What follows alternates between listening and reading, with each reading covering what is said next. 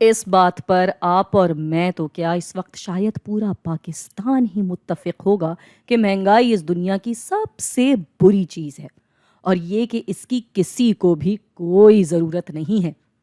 اور جو ہم نے پچھلی ویڈیو میں مہنگائی کی وجوہات پہ بات کی تھی، اس کے بعد تو اور بھی دل کر رہا ہوگا کہ کاش کوئی ایسا جادو کا چراغ ہاتھ آئے جس میں سے ایک جینی نکلے، اور پہلی خواہش اس جینی سے یہ کی جائے کہ بس یہ مہنگائی کا عذاب ہٹا دو میرے سر سے، اور مہنگائی لانے والے عناصر کو بھی۔ لیکن کیا اس جینی سے یہ خواہش کرنی چاہیے کہ سب کچھ دوبارہ سے سستا ہو جائے؟ تو اس سے پہلے کہ ہم جینی سے کوئی الٹی سیدھی فرمائش کر کے اس ملک میں سب کو پھنسا دیں، میں خود ہی بتا دیتی ہوں کہ نہیں۔ جی جی جی جی جی بے شک مہنگائی بہت بری چیز ہے، مگر مہنگائی ہونے کے بعد چیزوں کا سستا ہو جانا اس سے بڑا عذاب ہے۔ کیسے؟ ابھی سمجھاتی ہوں۔ دیکھیں، مہنگائی ہونے سے یہ تو ثابت ہو گیا کہ ہمارے ملک کے معاشی نظام پہ بھروسہ نہیں کیا جا سکتا ہے نا۔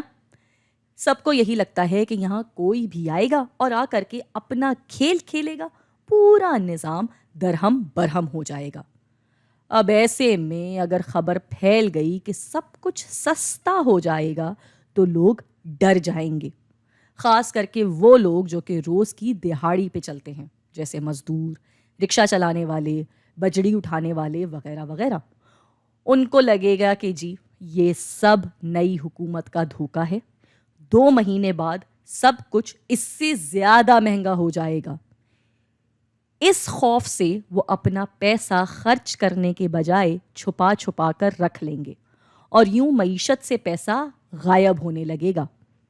اور یہ بھی ہم نے پچھلی ویڈیو میں بات کی تھی کہ جب معیشت میں سے پیسہ غائب ہونے لگے یا خرچ نہ ہو تو معیشت میں بگاڑ آ جاتا ہے۔